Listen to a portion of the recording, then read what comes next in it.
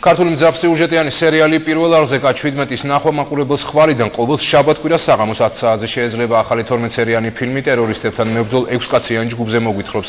სპეცდანიშნულების რაზმის სახელწოდებით K17 კიკალა სტუდიომ სერიალი სპეციალურად პირველი არხის განახლებული სეზონისთვის გადაიღო. სურათის მთავარი გმირები უცხოელ კოლეგებთან ერთად საზოგადოებას ტერორიზმის საფრთხის განიცავენ. უახლოეს მომავალში სერიალის კინოვერსიის გაკეთებაც იგეგმება. ფილმთან დაკავშირებით დღეს Prime Time-ის პრეს-კლუბში სერიალის გადამღები ჯგუფის წევრები და საზოგადოებრივი მაუწყებლის გენერალური დირექტორი მედიის წარმომადგენლებსაც შეხვდნენ.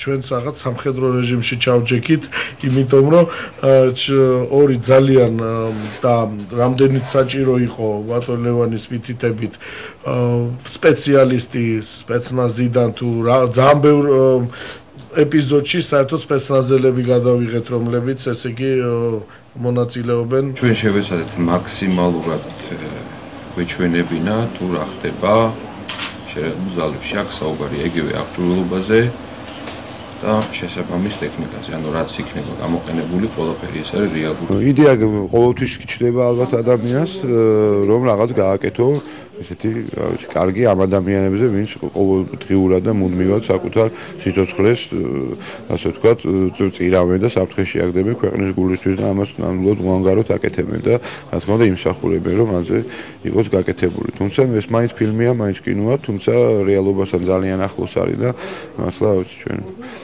გონია, რომ პროექტი წარმატებული იქნება.